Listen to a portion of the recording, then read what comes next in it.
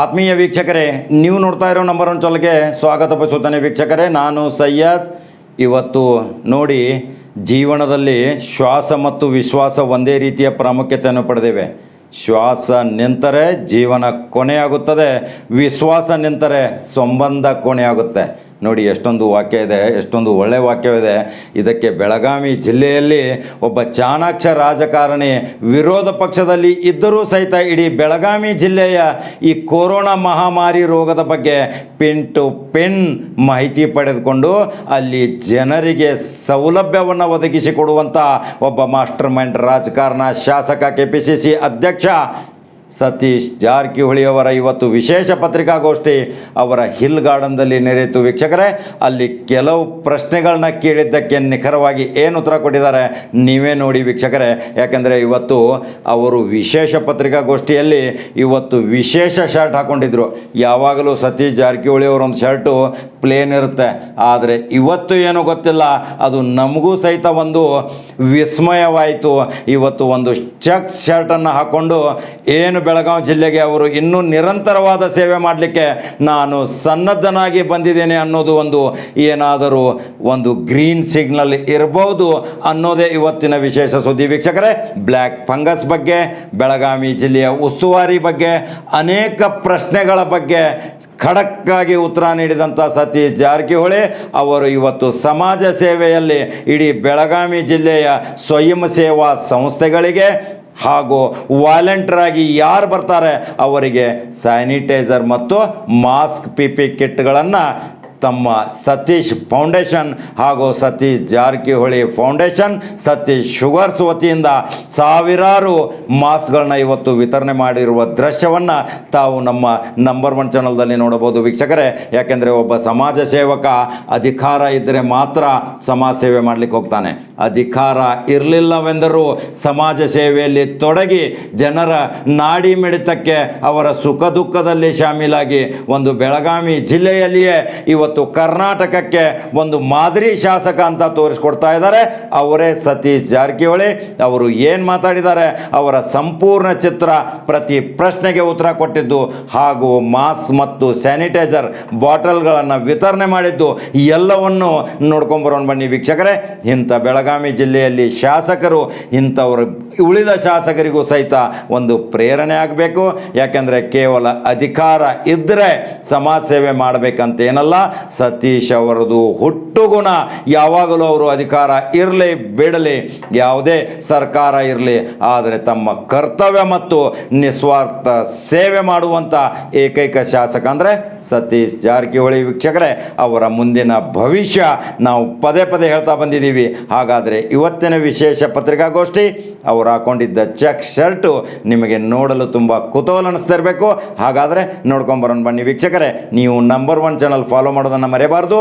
Number one channel subscribe ಆಗಿ ಮತ್ತೆ ಮಹತ್ವದ ಸುದ್ದಿಯೊಂದಿಗೆ ಬರ್ತೀನಿ ವೀಕ್ಷಕರೇ. ನಮಸ್ಕಾರ.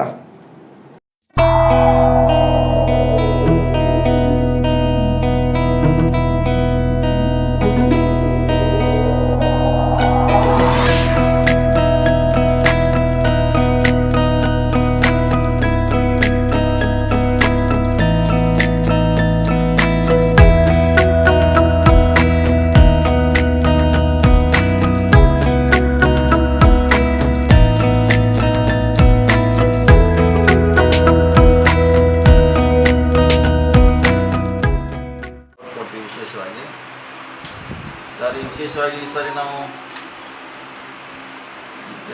ತೀರ್ಕೊಂಡಂಥವ್ರಿಗೆ ಮಣ್ಣು ಮಾಡಲಿಕ್ಕೆ PPE ಕಿಟ್ ಕೊಟ್ಟಾಗಿ ಫಸ್ಟ್ ಟೈಮು. ಯಾರು ಒಂದು ಡೆತ್ತನ್ನು 4 ಜನ 4 ಸೆಟ್ ಕೊಡ್ಬೇಕಾದ್ರೆ ನಾವು ಜೊತೆಗೆ 2000 ಮಾಸ್ಕ್ ಕೊಡ್ತಾಯಿದ್ದೀವಿ ಟೈಪು ನಮ್ಮ ಲೇಬಲಿಂದಾಗ.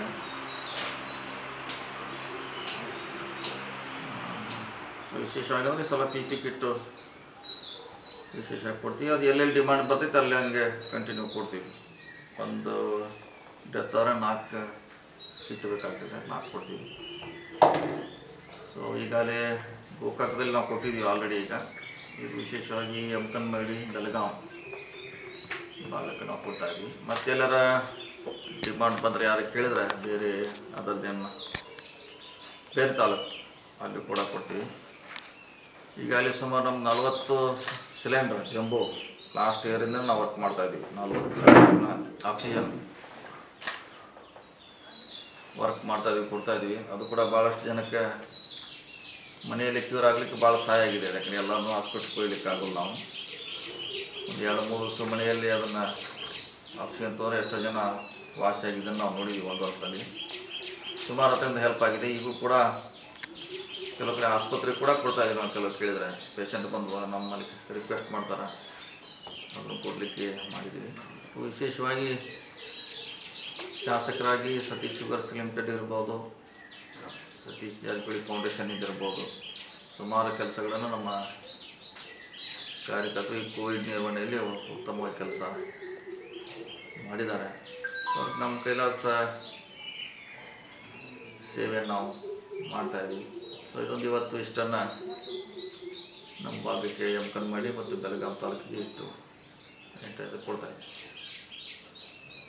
ಮತ್ತು ಅದನ್ನು ಬಿಟ್ಟು ಯಾರು NGO ಅವ್ರು ಕೆಲಸ ಮಾಡ್ತಿದ್ರೆ ಅವ್ರಿಗೆ ಕೊಡ್ತೀವಿ. ಯಾರ್ಯಾವ ಪೊಲೀಸರು ಇರ್ತಾರೆ ಪೊಲೀಸರಿಗೆ ಕೊಡ್ತೀವಿ. ಸೊ ಯಾರು ವಾಲಂಟ್ರಿ ಕೆಲಸ ಮಾಡ್ತಿರ್ತಾರೆ ಅವ್ರಿಗೆ ಕೊಡ್ತೀವಿ. ಮತ್ತೇನಾರ ಅವ್ರು ನಮ್ಮಿಂದ ಸಹಾಯಬೇಕಾದ್ರೆ ಕೂಡ ಕೊಡ್ತೀವಿ. ನಮ್ದು ಹೆಚ್ಚು ಇಫೆಕ್ಟಿವ್ ಆಗಿದೆ 40 ಜಂಬೋ ಸಿಲಿಂಡರ್ ನಮ್ಮ ಕಡೆ ಒಂದು ವರ್ಷದಿಂದ ನಾವು ಅದು ಯುಟಿಲೈಸ್ ಮಾಡ್ತಾಯಿದ್ದೀವಿ.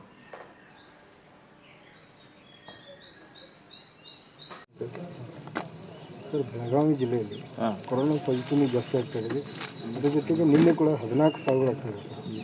ಇದರಲ್ಲಿ ಸರ್ಕಾರ ವಿಫಲ ಆಯಿತು ಅಂತ ಸ್ವಲ್ಪ ನೋಡ್ತಾರೆ ಸರ್. ಯಾಕಂದರೆ ಅತಿ ದೊಡ್ಡ ಜಿಲ್ಲೆ ಸರ್ ಬೆಳಗಾವಿ. ಇಲ್ಲ, ಈಗಾಗಲೇ ಡೇ 1ನಿಂದನೇ ಫೇಲ್ಯೂರ್ ಆಗಿದೆ ಅಂತ ಹೇಳಿದ್ವಿ. ಸಾಕಷ್ಟು ಸರಿ ನಾವು ಹೇಳಿದ್ವಿ. ಗೌರ್ಮೆಂಟು ಡೇ 1ನಿಂದ ಸರಿಯಾಗಿ ಅದಕ್ಕೆ ಪ್ಲ್ಯಾನ್ ಮಾಡ್ಕೊಂಡಿಲ್ಲ ಅಂತ ಹೇಳಿದ್ವಿ. ಅದು ಔಷಧಿ ಇರ್ಬೋದು, ಚುಚ್ಚುಮದ್ದು ಇರ್ಬೋದು, ಆಕ್ಸಿಜನು, ಬೆಡ್ಸು, ವಿಶೇಷವಾಗಿ ಎಲ್ಲಕ್ಕಿಂತ ಸಮಸ್ಯೆ ಸ್ಟಾಫ್, ಸಿಬ್ಬಂದಿ ಇಲ್ಲ. ನೀವೇನೆಲ್ಲ ತಂದು ಕೊಟ್ಟರು ಅದನ್ನ ಯಾರು ಟ್ರೀಟ್ ಮಾಡೋರು ಯಾರು? ಸೊ ಸಮಸ್ಯೆ ಇರೋದು ಮೇನು ಸ್ಟಾಫ್ನಲ್ಲಿ. ಸೊ ಅದು ಸರಿ ಹೋಗಿಸಿದ್ರೆ ಮಾತ್ರ ಅದು ಪರಿಹಾರ ಮಾಡಲಿಕ್ಕೆ ಆಗ್ತೈತೆ.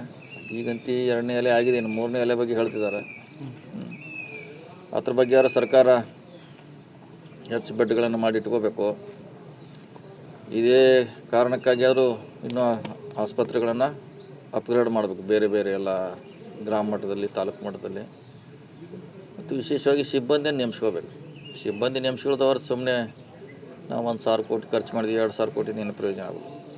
1,000 ಕೋಟಿ ಪ್ರತಿ ವರ್ಷ ಎಕ್ಸ್ಟ್ರಾ ಆದರೂ ಪರವಾಗಿಲ್ಲ, ಹೊಸ ಸಿಬ್ಬಂದಿ ಬರಬೇಕು.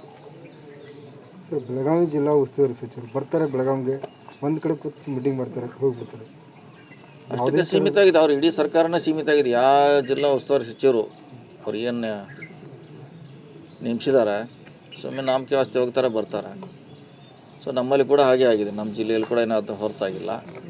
ಈಗ 2 ಸಾರಿ ಬಂದರೂ ಕೂಡ ಇವರು ಎಲ್ಲ ಶಾಸಕನ ಸಭೆ ಒಂದೂ ಮಾಡಿಲ್ಲ. ಅವರು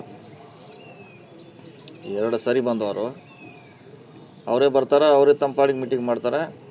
ಆದರೆ ಎಲ್ಲ ಶಾಸಕನ ಕರೆದ್ರೆ ಒಂದೇನಾರು ಅವರು ಸಲಹೆ ಕೊಡ್ತಾರೆ, ಒಳ್ಳೇದು ಮಾಡಲಿಕ್ಕೆ ಹೇಳ್ತಾರೆ. ಅವ್ರೇನು ಕೆಟ್ಟದ್ದು ಮಾಡ್ಲಿಕ್ಕೆ ಹೇಳೋಲ್ಲ. ಸೊ ಪದೇ ಪದೇ ಈಗ ಆಗ್ತಾಯಿದೆ ಇದು. ಸೊ ಎಲ್ಲೇ ಒಂದು ಕಡೆ ಆಡಳಿತ ಸಂಪೂರ್ಣವಾಗಿ ವಿಫಲವಾಗಿದೆ ಅಂತ ಹೇಳ್ಬೋದು. ಲಾಸ್ಟ್ ಟೈಮ್ ಬೈ ಎಲೆಕ್ಷನ್ ಹೇಳಿದೆ ಸರ್, ಎಲ್ಲ ಮುಖ್ಯಮಂತ್ರಿಗಳು ಹಿಡ್ಕೊಂಡು ಎಲ್ಲ ಸಚಿವರು ಪ್ರತಿ ಹಳ್ಳಿಗೂ ಬಂದು ವಿಸಿಟ್ ಕೊಟ್ಟರು. ಆದರೆ ನಮ್ಮ ಕ್ಷೇತ್ರದ ಬೆಳಗಾವಿಯಲ್ಲಿ 4 ಜನ ಸಚಿವರಿದ್ದಾರೆ ಸರ್. ಒಬ್ಬರು ಕೂಡ ಹಳ್ಳಿಗಳಿಗೆ ಭೇಟಿ ಕೊಡ್ತಾ ಇಲ್ಲ. ಒಬ್ಬರು ಉಪಮುಖ್ಯಮಂತ್ರಿಗಳು ಇದ್ದಾರೆ. ಆ ಥರ ಅವಶ್ಯಕತೆ ಇಲ್ಲ. ಅವ್ರವ್ರ ಕಾನ್ಸ್ಟಿಟ್ಯೂನ್ಸಿಗೆ ಸೀಮಿತ ಕೆಲಸ ಮಾಡ್ತಿದ್ದಾರೆ. ಅವರು ಅಲ್ಲಿಯೂ ಬರೋಲ್ಲ, ಅಲ್ಲಿಯೂ ಭಾಳ ರೇರಾಗಿ ಬರ್ತಾರೆ. ಸೊ ಹೊರಗಡೆ ಬಂದು ಇಡೀ ಜಿಲ್ಲೆಯ ವ್ಯಾಪ್ತಿಯಲ್ಲಿ ಸಂಚರಿಸಬೇಕು, ಅಲ್ಲಿ ಸಮಸ್ಯೆಗಳನ್ನು ಪರಿಹಾರ ಮಾಡಲಿಕ್ಕೆ ಪ್ರಯತ್ನ ಮಾಡಬೇಕು. ಅಂದಾಗ ಕೋವಿಡ್ ನಿಯಂತ್ರಣ ಮಾಡಲಿಕ್ಕೆ ಸಾಧ್ಯ ಆಗ್ತದೆ. ಸರ್, ಕೋವಿಡ್ ಹೆಚ್ಚಾಗಲು ಕಾಂಗ್ರೆಸ್ನವ್ರ ಕಾರಣ ಅಂತ ಈಶ್ವರಪ್ಪ ಆಗಲಿ ನಳಿನ್ ಕುಮಾರ್ ಕಟೀಲ್ ಆಗಲಿ ಹೇಳಿಕೆ ಕೊಡ್ತಿದ್ದಾರೆ. ಹೇಳ್ತಾರೆ ನಾವು ಮಾಡಿದ್ದೆ. ಇವ್ರು ಆಡಳಿತನಾಗ ಇರೋರು ಯಾರು? ಆಡಳಿತದವ್ರು ಕಂಟ್ರೋಲ್ ಮಾಡಬೇಕು, ವಿರೋಧ ಪಕ್ಷದವ್ರು ಕಂಟ್ರೋಲ್ ಮಾಡಬೇಕು. ಅದನ್ನು ಅವರು ಅದನ್ನು ನಿಯಂತ್ರಣ ಮಾಡಬೇಕು. ಜನರ ಸಲಹೆ ಪಡಿಬೇಕು, ತಜ್ಞರ ಸಲಹೆ ಪಡಿಬೇಕು, ಅವರು ಮಾಡಬೇಕು. ನಮ್ಮಿಂದಾಗೋದು ಇದು ಹೇಳೋದೇ ಭಾಳ ದೊಡ್ಡ ತಪ್ಪು ಅಂತ ಹೇಳ್ಬೇಕಾಯ್ತು. ಈ ಬೇಸ್ ಏನೈತೆ ಅದಕ್ಕೆ ನಾವು ಹೆಚ್ಚಾಗಲಿಕ್ಕೆ ನಾವೇನು ಕಾರಣ? ಕುರ್ಚಿ ಮಾಡ್ಕೊಂಡವ್ರು ಅವರು ನಮ್ಮ ಹೇಳಲಿಕ್ಕಾರ ಕೂಡ ಅವ್ರಿಗೆ ಸ್ವಲ್ಪ ಕನಿಷ್ಠ ಜ್ಞಾನ ಬೇಕಾಗ್ತದೆ. ಸೊ ದೇಶನ ಉದ್ದೇಶಿ ಪ್ರಧಾನಮಂತ್ರಿಯವರು ಮಾತಾಡ್ತಾ ಕಣ್ಣೀರಾಗ್ತಾರೆ. ದೇಶದಲ್ಲಿ ಸಾವಿರ ಸಂಖ್ಯೆ ಜಾಸ್ತಿ ಆಗ್ತದೆ. ಅದ್ರ ಜೊತೆಗೇನು ಮಂತ್ರಿಗಳು ಕೂಡ ಕಣ್ಣೀರಾಗ್ತಾರೆ. ಇದು ಮೊಸಳೆ ಕಣ್ಣೀರು ಗೊತ್ತಿದೆ, ಜನರ ದೇಶನ ಹೆಂಗೆ ಮೋಸ ಮಾಡಿ ಹೆಂಗೆ ಎಮೋಷನಲ್ ಮಾಡೋದು ಅವ್ರಿಗೆ ಗೊತ್ತಿದೆ. ಹಂಗಾಗಿ ಅವರ ಕಣ್ಣೀರು ಹಾಕ್ತಾರೆ. ಸ್ವಚ್ಛ ಭಾರತ್ ಅಂತ ಸ್ವಚ್ಛ ಭಾರತ್ ಪ್ಲಾಸ್ಟಿಕ್ ಬಾಟ್ಲಿ ಆರಿಸ್ತಾರೆ ಬೀಚ್ನಾಗ ಹೋಗಿ. ಎಲ್ಲೆಲ್ಲಿ ಏನು ಮಾಡ್ಬೇಕು ಅವರು ಆ್ಯಕ್ಟ್ ಮಾಡ್ತಾರೆ. ಸೊ ಕಾಂಗ್ರೆಸ್ ಪಕ್ಷದಿಂದ 100 ಕೋಟಿ ಲಸಿಕೆಗೆ ವಿಚಾರ ಮಾಡಿದ್ರು ಸರ್. ಅದನ್ನು ತೊಗೊಳಕ್ಕೆ ರೆಡಿ ಇಲ್ಲ ಅವರು. ಅದನ್ನು ತೊಗೊಳ್ಳಿಕ್ಕೆ ರೆಡಿ ಇಲ್ಲ ಅವರು. ಅದು ಕೂಡ ಅಭಿಯಾನ ಸ್ಟಾರ್ಟ್ ಆಗಿದೆ. ನಮ್ಮ ದುಡ್ಡು ತೊಗೊಳ್ಳಿ ಬಳಸ್ಕೊಳ್ಳಿ ಅಂತ ಹೇಳ್ತಾ ಇದ್ದೀವಿ. ಉಲ್ಟಾ ನಮ್ಮ ದುಡ್ಡು ತೊಗೊಂಡು ಬಳಸ್ಕೊಳ್ಳಿ, ಜನರಿಗೆ ಲಸಿಕೆ ಕೊಡಿ ಅಂತ ಕಾಂಗ್ರೆಸ್ ಹೇಳಿದ್ರು ಕೂಡ ಅದ್ರ ಬಗ್ಗೆ ಸರ್ಕಾರ ಇನ್ನೂ ನಿರ್ಧಾರ ಮಾಡಿಲ್ಲ. ಸೊ ಅದನ್ನು ದುಡ್ಡು ತೊಗೋಬೇಕು, ಜನರಿಗೆ ಅದರಿಂದ ಔಷಧಿಗಳನ್ನು ಖರೀದಿ ಮಾಡಬೇಕು. ಸೊ ಟೋಟಲ್ ಆಗಿ ಸರ್ KPCC ಕಾರ್ಯಾಧ್ಯಕ್ಷ ಸತೀಶ್ ಜಾರಕಿಹೊಳಿ ಅವರು ಹಾಗೂ ಕಾಂಗ್ರೆಸ್ ಪಕ್ಷದಿಂದ ಜನರಿಗೆ ಆತ್ಮಶೈರ್ಯ ತುಂಬುವಂಥ ಕೆಲಸ ಏನು ಮಾಡ್ತಾರೆ? ನಾವು ಅಡ್ಡಾಡ್ತೇವೆ ಎಲ್ಲ, ಇಡೀ ಜಿಲ್ಲೆ ತುಂಬ ನಾವು ಪ್ರವಾಸ ಮಾಡ್ತಾಯಿದ್ವಿ, ಅಧಿಕಾರಿಗಳನ್ನ ಭೇಟಿ ಆಗ್ತಾಯಿದ್ವಿ. ನಮ್ಮ ಗಮನಕ್ಕೆ ಏನಾರು ಬಂದರೆ ಅವ್ರ ಸಮಸ್ಯೆಗಳನ್ನು ಜಿಲ್ಲಾ ಆಡಳಿತಕ್ಕೆ ಹೇಳ್ತಾ ಇದ್ದೀವಿ. ಸೊ ನಮ್ಮ ಪಕ್ಷದಿಂದ ನಾವು ಏನು ಮಾಡಬೇಕು ಅದನ್ನು ಮಾಡ್ತಾಯಿದ್ವಿ. ನಮ್ಮ ಸ್ಥಳೀಯವಾಗಿ ನಮ್ಮ ಮುಖಂಡರು ಕೂಡ ಆಯಾ ಭಾಗದಲ್ಲಿ ಅವರು ಒಳ್ಳೆ ಕೆಲಸ ಮಾಡ್ತಿದ್ದಾರೆ. ಸರ್ ಇವತ್ತು ಬೆಳಗಾವಿ ಮತ್ತು ಯಮಕನಮರಡಿ ಕ್ಷೇತ್ರಕ್ಕೆ ತಾವು ಆಕ್ಸಿಜನ್ ಇದೆ ಸರ್, ಸ್ಯಾನಿಟೈಸರು, ಮಾಸ್ಕು ಆಮೇಲೆ ಕಿಟ್ಗಳು ವಿತರಣೆ ಮಾಡ್ತಾಯಿದ್ದಾರೆ. ಅದು ಯಾರು ಕೋವಿಡ್ನಲ್ಲಿ ಫ್ರಂಟ್ ಲೈನಲ್ಲಿ ಕೆಲಸ ಮಾಡ್ತಾರಲ್ಲ, ಸರ್ಕಾರಿ ಅಧಿಕಾರಿಗಳಿಗೆ ಅಥವಾ NGOಗಳಿಗೆ, ವಾರಿಯರ್ಸ್ ಬಗ್ಗೆ ಅವುಗಳಿಗೆ ಕೊಡ್ತಾಯಿದ್ದೀವಿ ನಾವು. Thank you sir. Corona virus ಈಗ ನಡೀತಾ ಇದೆ, ಅದರೊಳಗನೆ ಬ್ಲ್ಯಾಕ್ ಫಂಗಸ್ ಅಂತ ಒಂದು ಬರ್ತಾ ಇದೆ ಸರ್.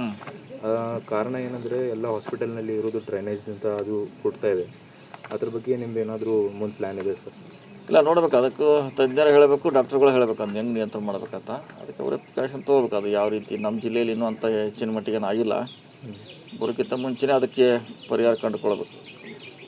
ಆಲ್ರೆಡಿ ಗೋಕಾಕ್ ಬಂದಿದೆ ಒಂದು ಕೇಸ್. ನೋಡ್ಬೇಕು, ಅದ್ರ ಬಗ್ಗೆ ಭಾಳ ಮಂದಿಗೆ ಅದ್ರ ಬಗ್ಗೆ ಗೊತ್ತಿಲ್ಲ.